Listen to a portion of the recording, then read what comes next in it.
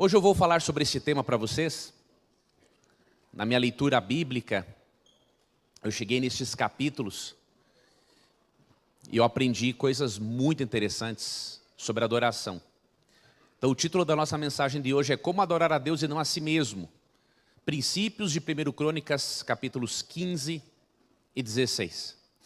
Antes de eu entrar nos princípios, deixa eu primeiramente contextualizar você um pouquinho sobre o livro de Crônicas e também agradecer àqueles que nos acompanham pela internet, né? Que Deus também dê a você aquilo que você precisa nessa ocasião em que você vai ouvir essa mensagem.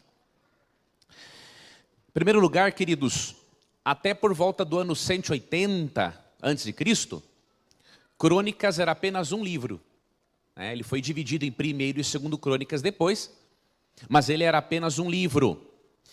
E do que trata Crônicas? Bom, aqui na Bíblia, né? Crônicas é uma reunião de fatos históricos numa linha sequencial de tempo. E quais foram os fatos históricos que o cronista aqui reuniu?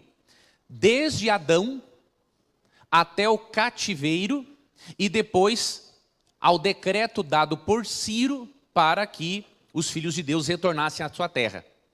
Então, nesse sentido, nós podemos dizer que Crônicas é uma espécie de um resumo do Antigo Testamento. Jerônimo, né, que é o que traduziu a Bíblia, a Vulgata Latina, a Bíblia para o latim, ele é lido por volta do IV século, ele deu um título interessante para este livro, né, um título bem adequado, Crônica de toda a história sagrada. É exatamente isso, é uma reunião de fatos históricos que resumem a história sagrada, revelada ali em boa parte do Antigo Testamento. Enquanto que Samuel, os livros de Samuel e de Reis, foram escritos para a comunidade que estava no cativeiro, Crônicas já foi escrito para a comunidade que havia sido restaurada. E sabe por que há muitas genealogias em Crônicas? É justamente para ligar a comunidade restaurada com a comunidade que estava no cativeiro. É para mostrar para eles que eles têm uma base, eles têm uma origem. Então as genealogias são muito importantes para isso. Para mostrar que eles têm uma origem especial. Para mostrar que eles são uma continuação do povo de Deus. E o cronista, obviamente, ele quer dar para eles aqui uma bagagem histórica, doutrinária, de fé, de identidade sólida. Então ele faz esse resumo aqui.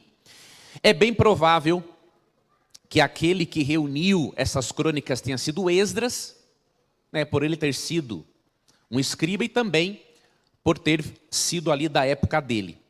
O foco especial das crônicas, especialmente o primeiro livro de crônicas, é o rei Davi, tá? A primeira seção que você poderia dividir Crônicas, ele fala de várias genealogias, desde Adão até os familiares de Saul, mas depois vem a ênfase na unção de Davi, no governo de Davi e na ascensão de Salomão e a morte de Davi.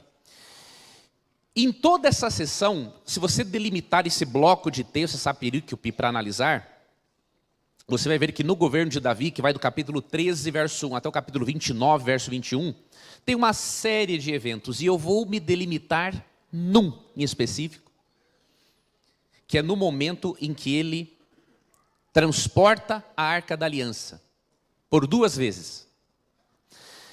Este evento em que ele transporta a Arca da Aliança, está do capítulo 13, verso 1, ao 17, verso 27. É nisso que eu vou me deter com você aqui em Crônicas. Mais especificamente, entra nos capítulos 15 e 16. E por que nos capítulos 15 e 16? E aqui eu sou mais específico. No capítulo 13, o rei Davi tinha transportado a Arca da Aliança de qualquer jeito. Ele não havia organizado como deveria todo aquele processo, aquele ritual, aquela logística para transportar a arca. Ele levou a arca de qualquer jeito. Pessoas não incumbidas por Deus estavam envolvidas na condução da arca. A arca foi conduzida em uma carroça. E aí aconteceu o quê? De uma pessoa, sabendo do que não poderia o pecador entrar em contato com a glória divina, usar aparentemente na tentativa só para segurar a arca, mas ele queria ver realmente o que acontecia se tocasse. Ele toca na arca, ele é morto na hora.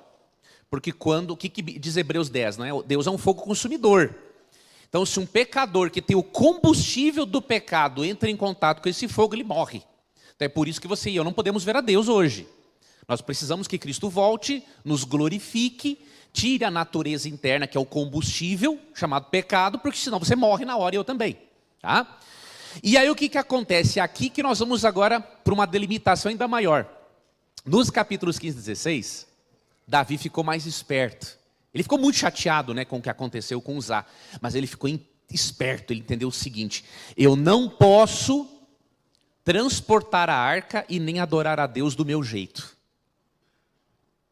Eu não posso transportar a arca e nem adorar a Deus do meu jeito.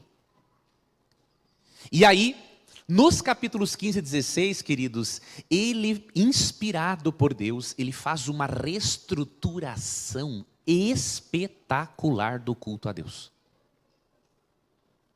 E se você quer aprender esses conceitos básicos, e eu também, sobre adoração, você tem que ver como que Davi fez essa reestruturação aqui do culto a Deus. E é sobre isso que eu vou falar com você. E o meu propósito é ajudar você e eu a percebermos o seguinte: nós estamos adorando mais a Deus ou a nós mesmos? Porque essa é uma pergunta importantíssima.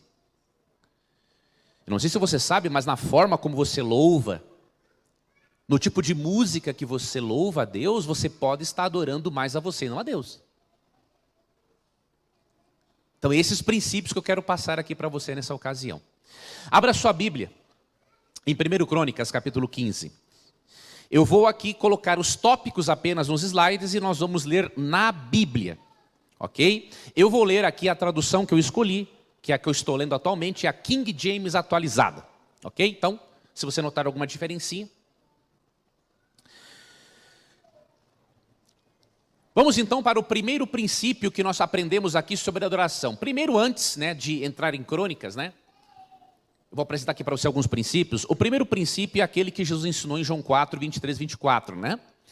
Eu não vou ler o texto agora, vocês conhecem, ele diz assim: que a adoração a Deus, a adoração que ele procura, é a adoração em espírito e em verdade. Duas coisas você vê aí. Primeiro, que a adoração tem que ser a nível espiritual e depois ela tem que ser verdadeira. A nível espiritual, quando Cristo fala que a adoração é em espírito, naquele contexto ele estava tendo um diálogo com uma mulher samaritana. Os samaritanos achavam que Deus deveria ser adorado aonde eles estavam, na região ali de Samaria. Os demais do povo de Deus achavam que era em Jerusalém.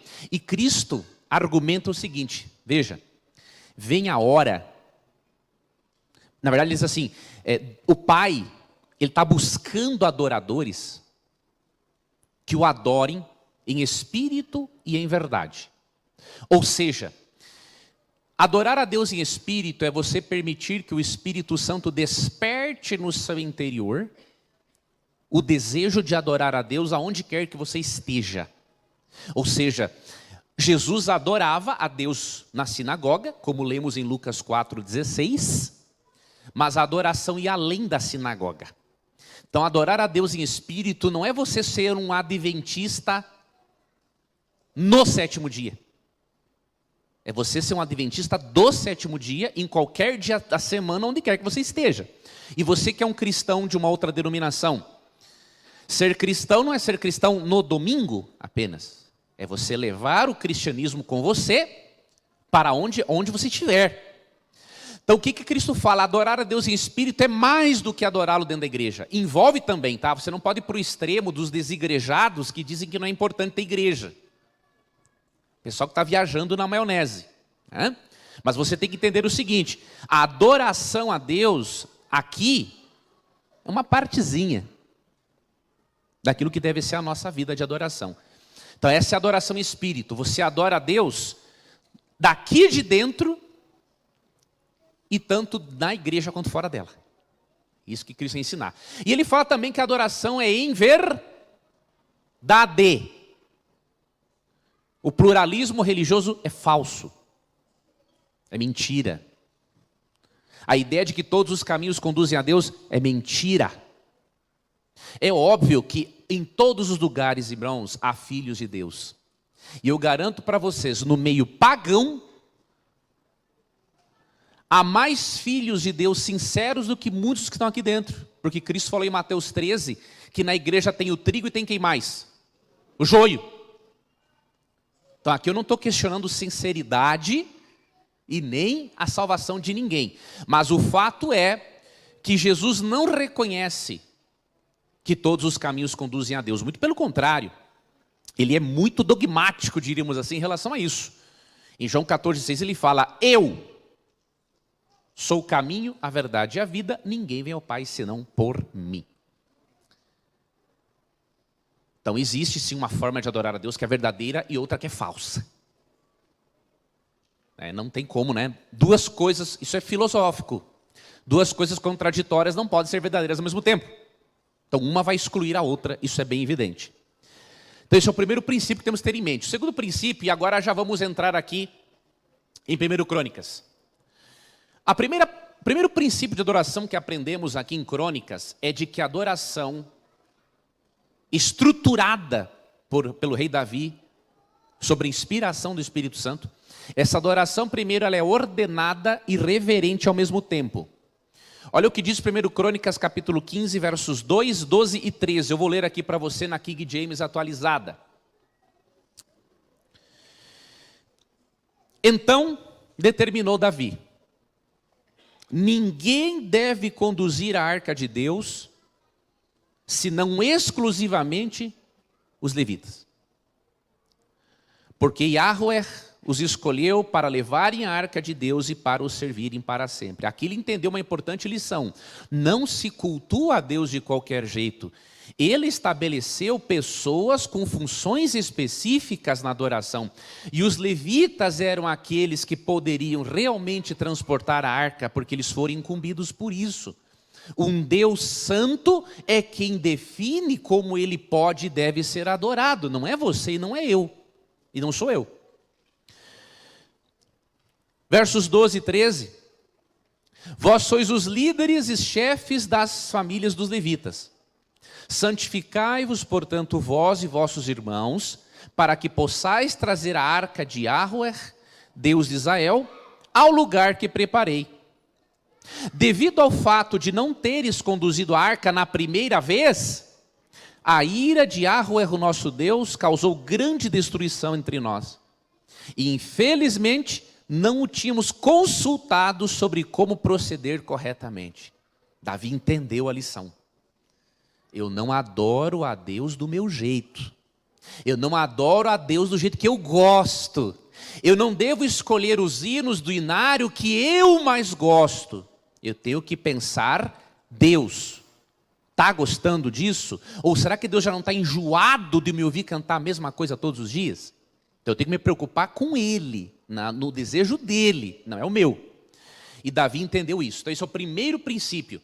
Ele organizou para que o culto fosse realizado pelas pessoas que receberam essa função específica.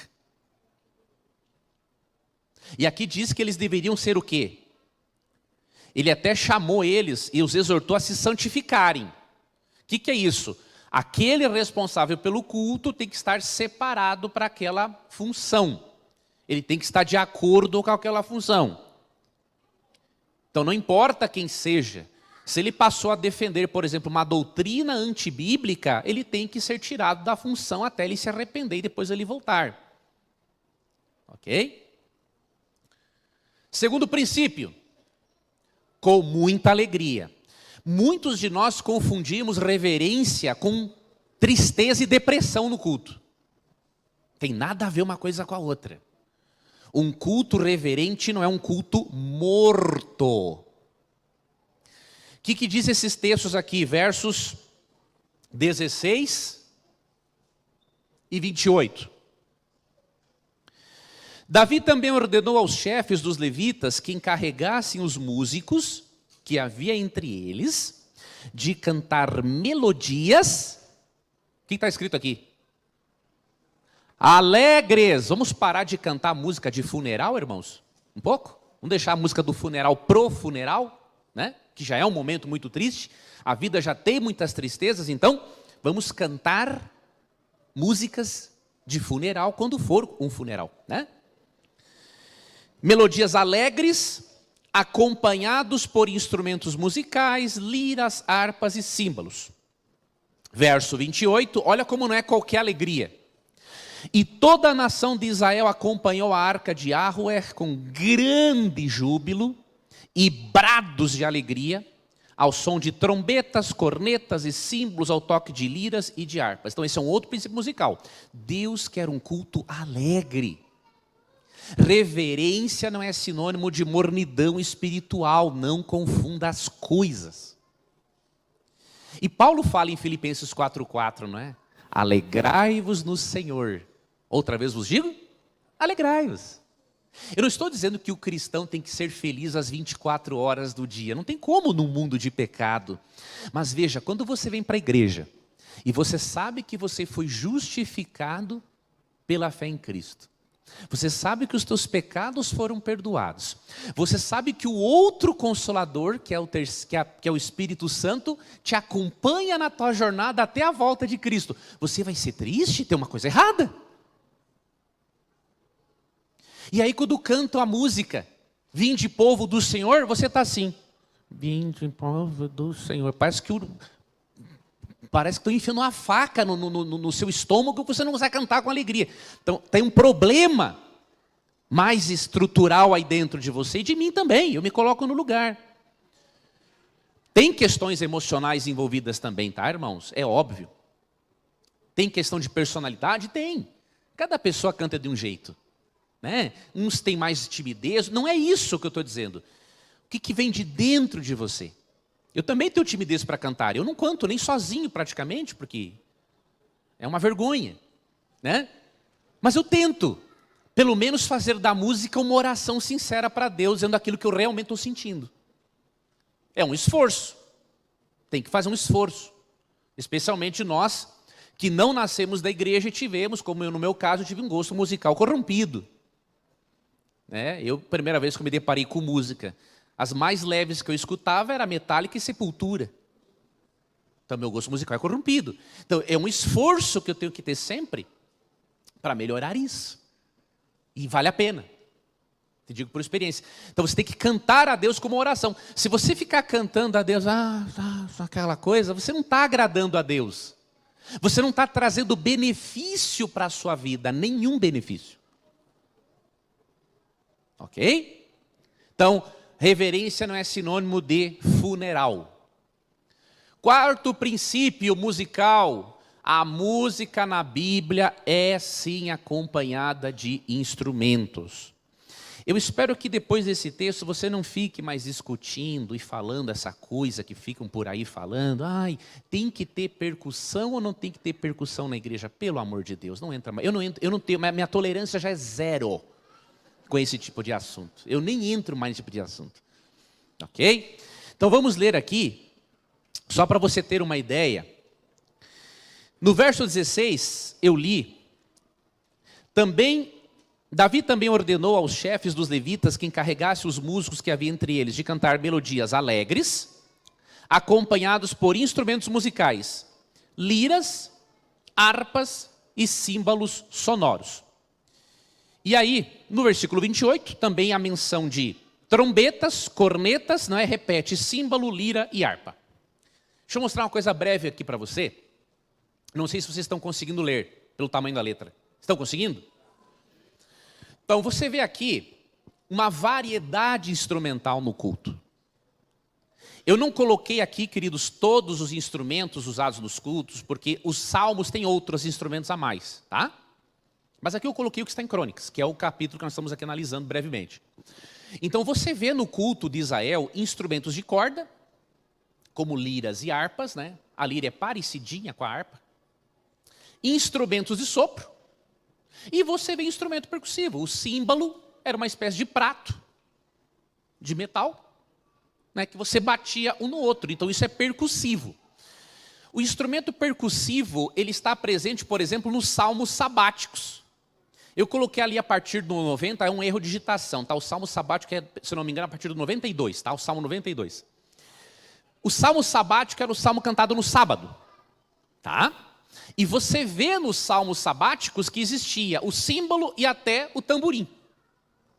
Então, até hoje eu não vi nenhum comentarista que me convencesse de que por ser sábado, por ser o templo, então alguns salmos não eram cantados no templo porque tinha percussão. Sinceramente, vou ser muito franco, para mim isso é ridículo. Tá? Imaginar que uma parte do inário de Israel não era tocado na igreja porque tinha percussão. Pelo amor de Deus, não tem lógica um negócio desse. Tá? Então o problema, meus irmãos, gravem isso na cabeça de vocês, nunca vai ser o instrumento musical, é o indivíduo que está tocando ele. Porque se o indivíduo, irmãos, for convertido, ele vai tocar bem o piano, a percussão, o instrumento de corda. Agora, se ele não é convertido, irmãos, até o violão ele toca errado. Então tira essa coisa da tua cabeça. Ok? É óbvio que eu tenho que cuidar da imagem religiosa também. Eu não vou colocar aqui no centro da plataforma um instrumento percussivo ocupando o centro no lugar do púlpito, que é a palavra de Deus. Eu tenho que cuidar da imagem religiosa. Eu tenho que passar para a igreja o quê? O centro do culto não é nenhum instrumento, não é a percussão, não é o piano, não é o violão. O centro do culto é a palavra. Então, quando a pessoa entra na igreja, ela tem que entender aqui, opa, o centro realmente é a palavra de Deus. E os instrumentos ficam no seu devido lugar. Então nós cuidamos da imagética, da imagem religiosa, né, o que está sendo transmitido, mas também não vamos para o outro extremo, que nós vamos ter que assumir então que até o salmo sabático não era cantado no sábado porque tinha percussão. Pelo amor de Deus, não faça mais um negócio desse. Quinto princípio musical, o uso dos salmos. Olha que interessante, queridos. Na adoração a Deus, os salmos eram muito utilizados. Nós precisamos como igreja, os nossos músicos, né, precisam fazer mais músicas com base nos salmos. É o projeto que o Daniel Lied fez dos salmos, isso é muito importante, nós temos que ter mais esses projetos. A música tem que ser bíblica. Olha o que diz o verso 7 do capítulo 16 de 1 Crônicas. Então aconteceu naquele dia, pela primeira vez, que o rei Davi determinou que Asaf e seus parentes louvassem Yahweh, o Senhor, entoando salmos de gratidão e louvor. Então os salmos faziam parte do culto, e olha que curioso, eles continuaram fazendo parte do culto no Novo Testamento. Paulo chega a falar em Colossenses 3,16 e Efésios 5,19, ele tem uma expressão muito interessante. Cantar com salmos, entoar salmos e cânticos espirituais. Eu não sei se você atentou para essa expressão cânticos espirituais. Aqui tu vai responder uma questão. Meus amigos, eu não vou entrar nesse detalhe agora, tá? Porque não é meu propósito e não é a minha área também. Mas só para dizer para você uma coisa, eu não vejo na Bíblia nenhum ensinamento de que você tenha que ouvir só música religiosa, né? A música é uma expressão dos anseios da alma. E há momentos que você tem anseios religiosos, há momentos que você tem anseios românticos e há momentos que você tem outros anseios. Então você pode expressar esses anseios de outras maneiras. E eu creio que se nós nos guiarmos por Filipenses 4:8, nós vamos aprender a escolher boas músicas, bons filmes e tudo mais. Só que nós não podemos misturar as coisas aqui. Quando há a expressão cântico espiritual ali no texto bíblico, eu não consigo ver essa mescla de música secular com religiosa. Eu não consigo ver essa mescla. Eu não sou contra, você quer escutar, e eu também gosto, por exemplo, como que um bom gaúcho não vai escutar uma música gaúcha? É impossível, né? Nem é um gaúcho verdadeiro, é um gaúcho Nutella, né? Agora, queridos, eu particularmente eu não consigo ver lógica em eu pegar um ritmo gaúchesco e colocar uma letra do inário. Então, para de ouvir essas coisas aí, rock evangélico, pagode evangélico, pelo amor de Deus. A expressão está ali, ó, cântico espiritual. Eu não sei se eu sou muito pecador e os outros são muito santos. Mas, por exemplo, dependendo do som que eu escuto, porque eu ouvi muito lixo no passado, eu lembro direitinho. Ó, essa guitarra aqui é do Metallica. Essa aqui é do Sepultura. Ah, não, esse aqui é o jeito do Iron Maiden. Ah, esse aqui me lembra o Black Sabbath. Não dá para misturar as coisas, irmãos. Eu não estou aqui sendo um fanático, tá entendeu? Ah, quer dizer que eu tenho que escutar só música da igreja. Não é isso. A música é uma expressão do quê? Dos anseios da alma. Então tem momentos que você vai querer louvar a Deus, tem momentos que você quer expressar o romantismo, tem momentos que você quer expressar uma brincadeira, não tem problema, não é isso. Agora, não misture as coisas, porque fica meio esquisito. Um pouco a tua mente está na sua vida, na sua adolescência, na sua infância, um pouco está em Deus, um pouco está lá, um pouco está aqui. Eu não questiono a sinceridade, tá, das pessoas que aceitam isso, especialmente os de fora. Tem casos de conversão muito bonitos, e eu admiro muito.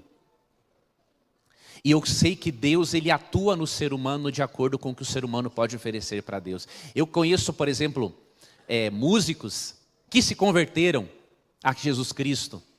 E eles até hoje têm produções musicais de heavy metal para Jesus. Eu não estou dizendo que isso é certo, mas eu não posso julgar a sinceridade desse cara. Porque para mim é o seguinte, esse cara veio de lá, do fundo do poço, escutando Black Sabbath, Sepultura, Nirvana e por aí vai. E aí esse cara aceitou Jesus. No momento, é o que de melhor há para ele oferecer para Jesus. Deixa que Jesus trabalhe e transforme ele. Ok? Então não critique esse irmão. Agora, aquele que já sabe do assunto e quer misturar as coisas, ele está viajando na maionese. Ele está querendo justificar o seu gosto corrompido com uma roupagem religiosa. Então, respeite, você vê esse pessoal do heavy metal que se converteu para Jesus, está numa igreja, respeite essa pessoa. Ele está no processo dele de crescimento. Você entendeu? Você foi criado na igreja, você não tem dificuldade com música, ele tem. E Jesus aceita a sinceridade de coração dele. Olha um cara que eu admiro demais, que eu gosto. Aquele cara que era o vocalista do Raimundos. Mas eu gosto daquele cara demais.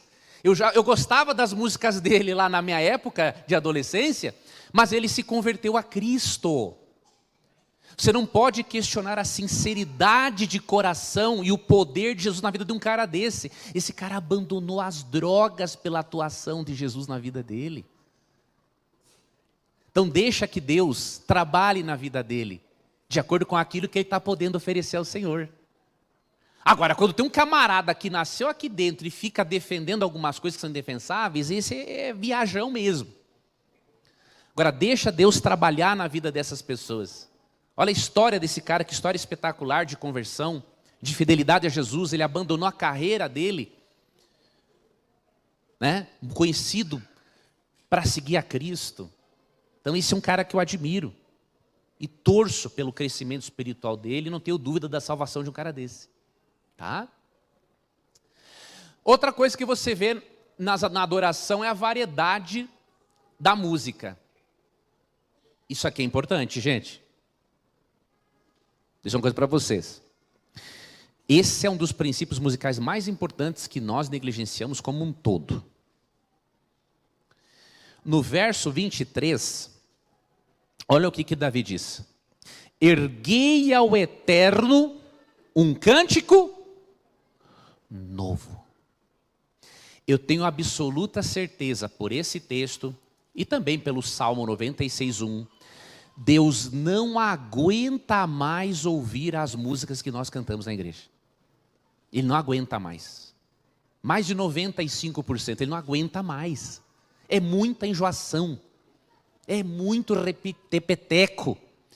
É tipo aquela criança que fica, você já deu a resposta para ela e ela fica, pai, pai, pai, pai. Ali. Não, Deus não aguenta mais esse negócio. Então você tem que entender uma coisa, quando nós ficamos cantando sempre as mesmas músicas, porque nós gostamos, mas é o que a igreja conhece. Aprender uma música nova. Né? Você não está demonstrando preocupação com os ouvidos de Deus. Você está demonstrando preocupação com o seu gosto pessoal, mas a adoração não é para nós, irmãos, é para Deus.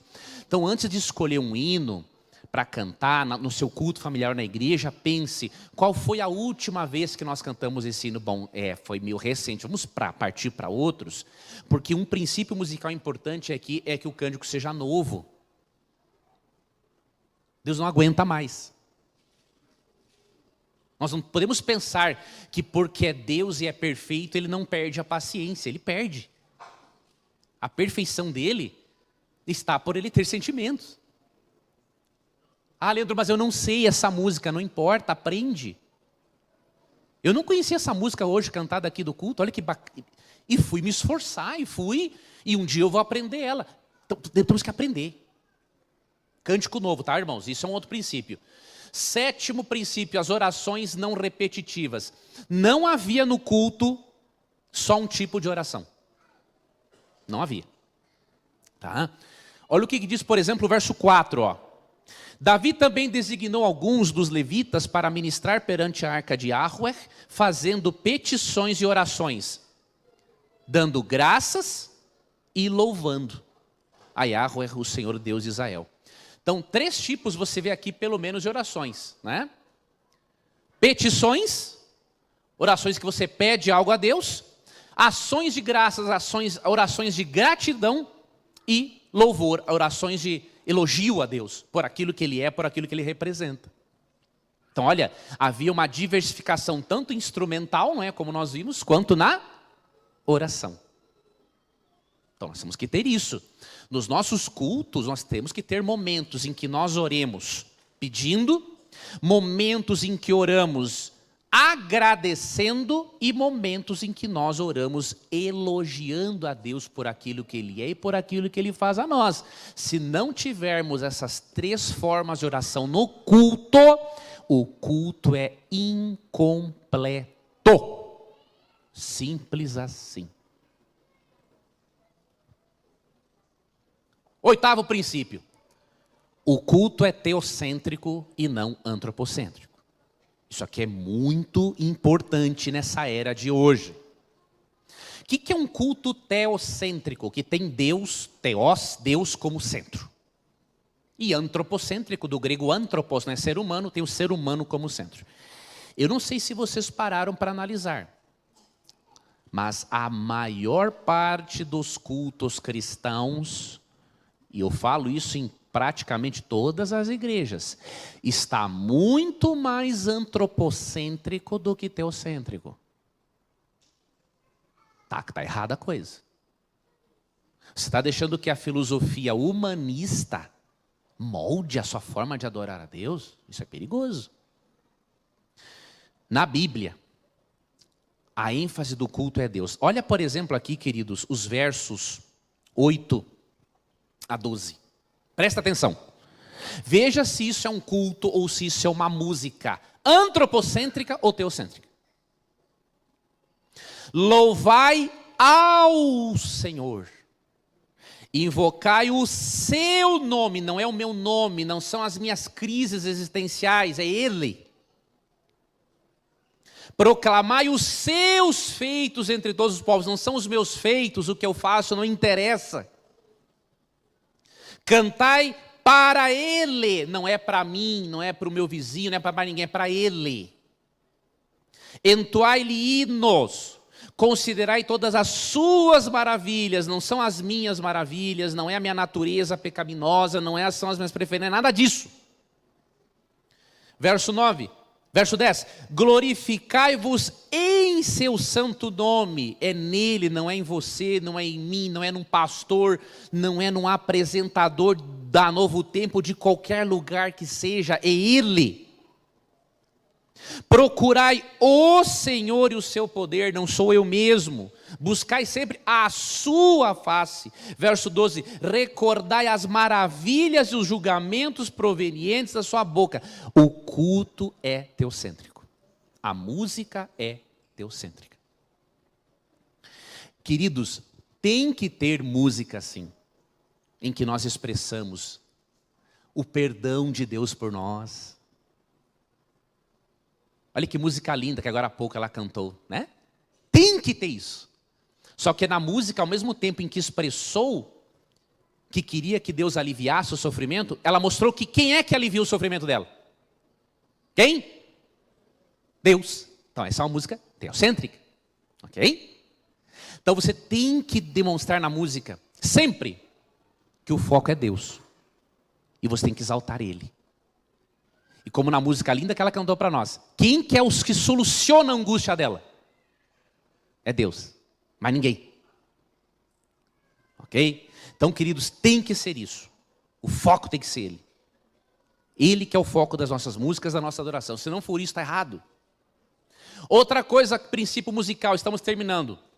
As músicas bíblicas, a adoração era bíblica e doutrinária.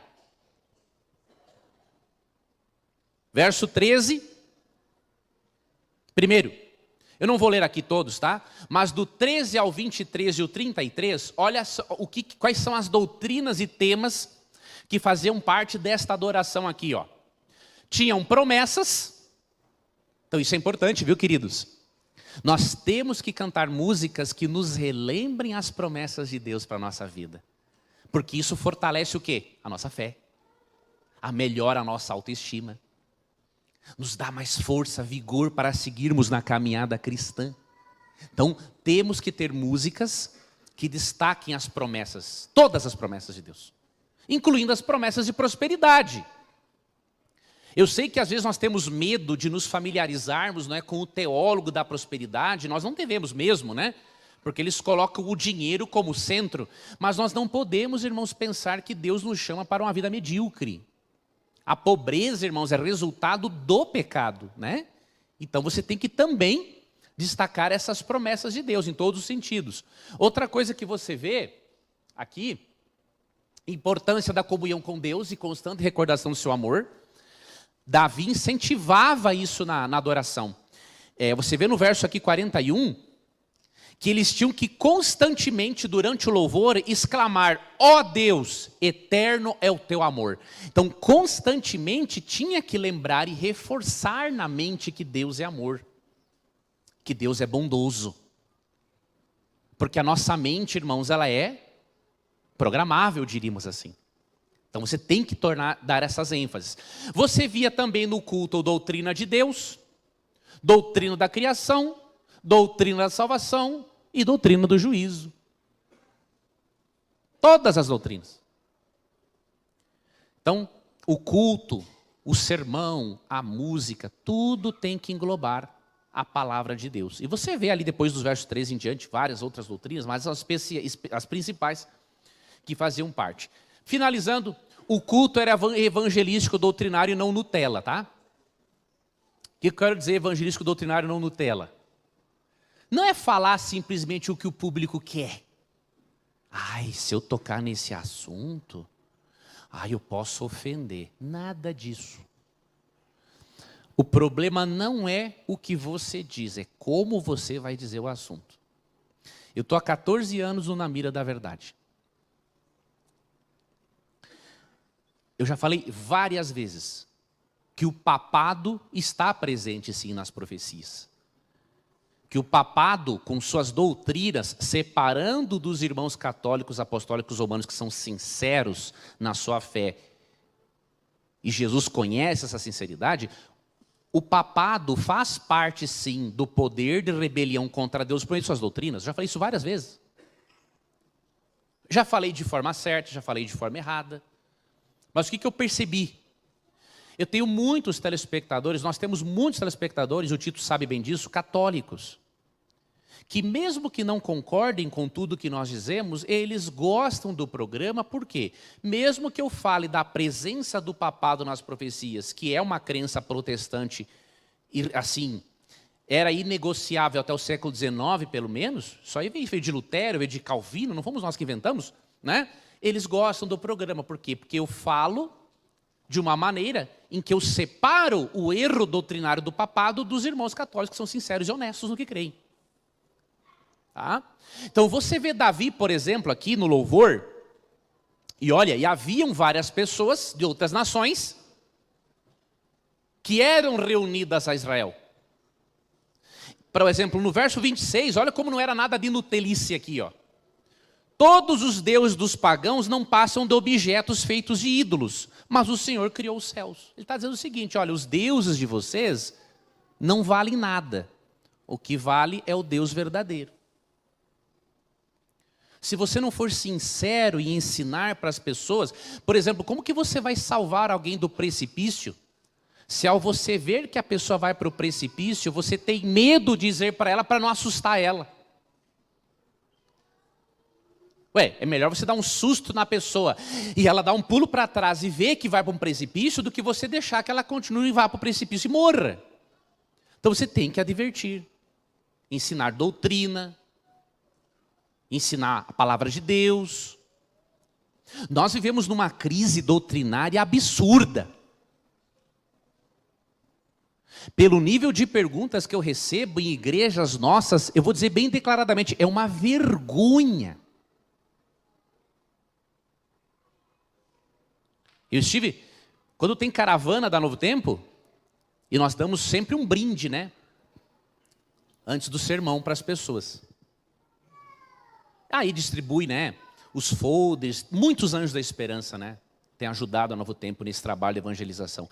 Agora, eu não dou o brinde por moleza, não. Eu lanço uma pergunta, por exemplo, se você está sentado agora do lado de uma testemunha de Jeová, e ele abre para você Apocalipse 3,14, que diz que Cristo é o princípio da criação de Deus, né? Como que você prova que Jesus não é uma criatura? Irmãos, quase ninguém responde. E eu não dou o brinde. Se não responder, eu não dou. E se alguém der uma resposta aproximada, aí eu ajudo. Ó, isso está no caminho, complemento a resposta, e aí eu dou brinde. Se não responder, eu não dou e acabou. Um adventista sétimo dia, um cristão, não saber defender pelo menos o básico da divindade de Cristo perante o testemunho de Jeová, isso é uma vergonha. Não tem como. Não posso recompensar um negócio desse. Então, irmãos, nós temos que parar de brincarmos, irmãos, de estudar a Bíblia, viu?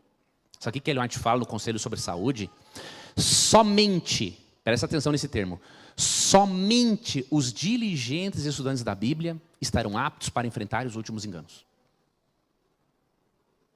Olha, somente, irmãos, é muito específico.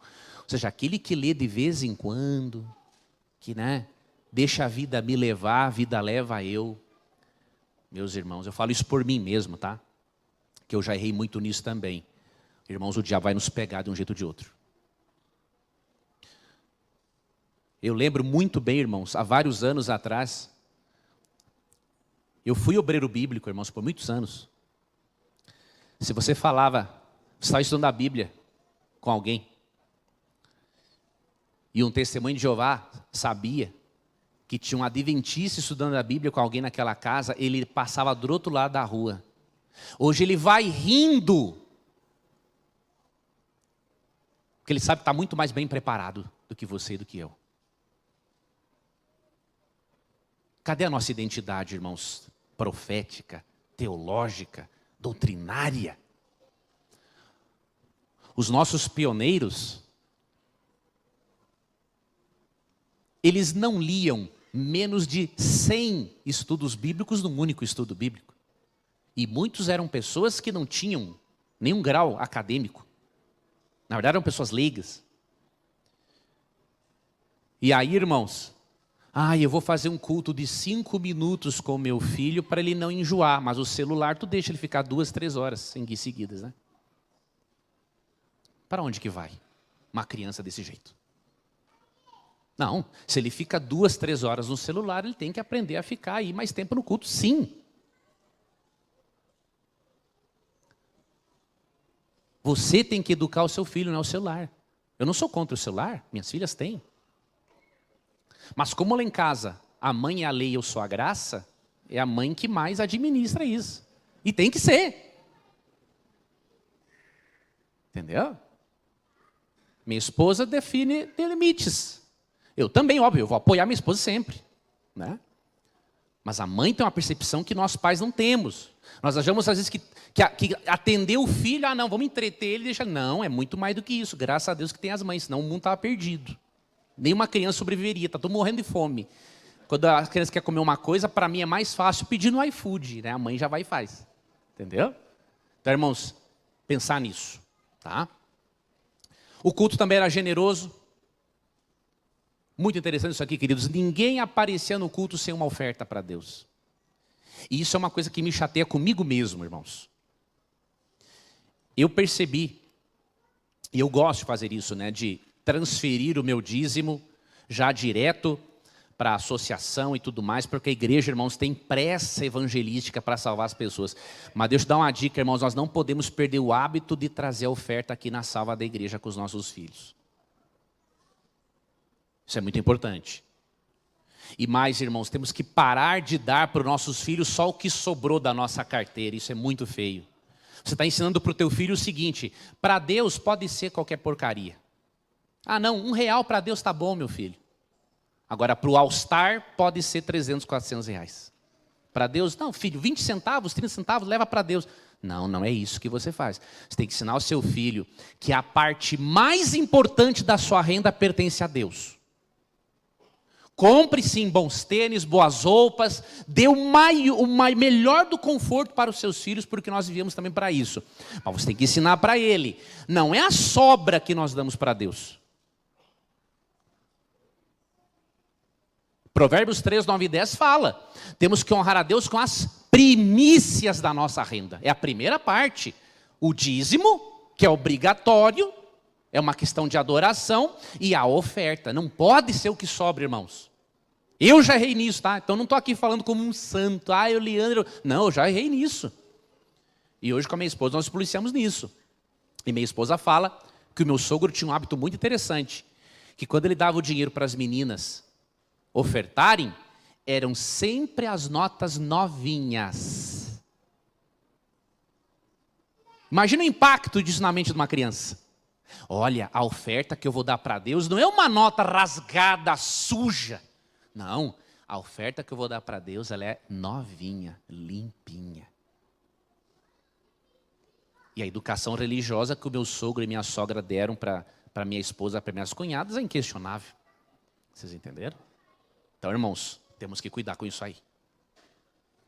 E aí, para finalizar, a adoração continuava no âmbito familiar, meus irmãos. Olha que coisa fantástica, esse é o último verso que nós vamos ler.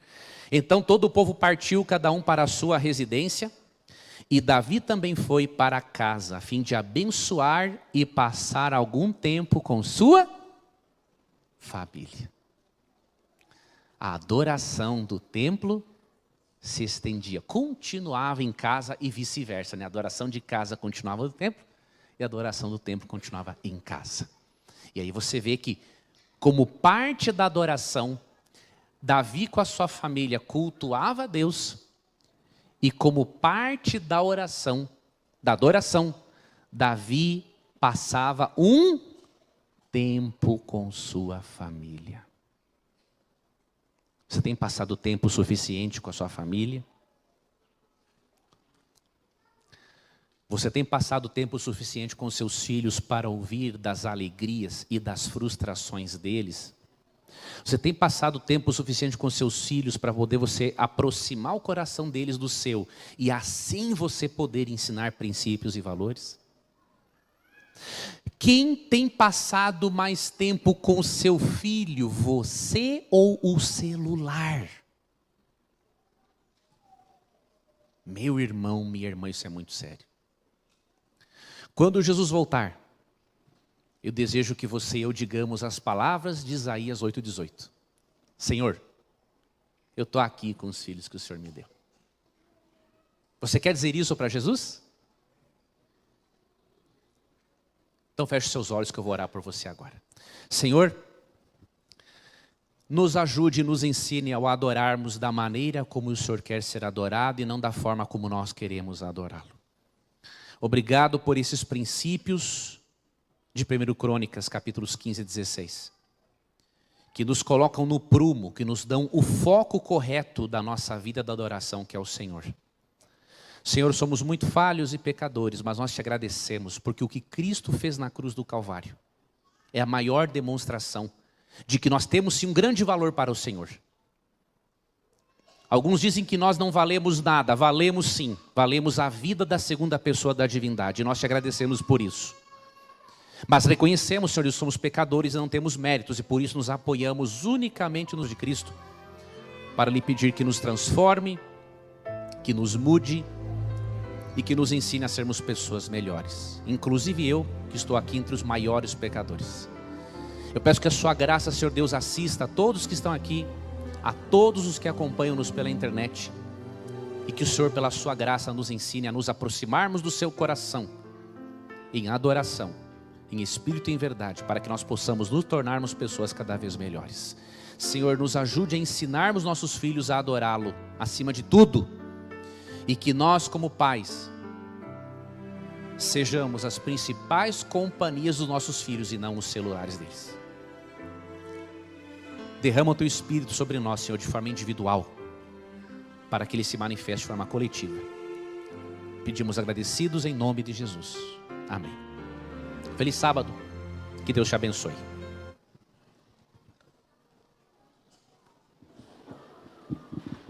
Fiquemos todos em pé e cantemos o hino Jubilosos, te adoramos, número 5 do nosso hinário.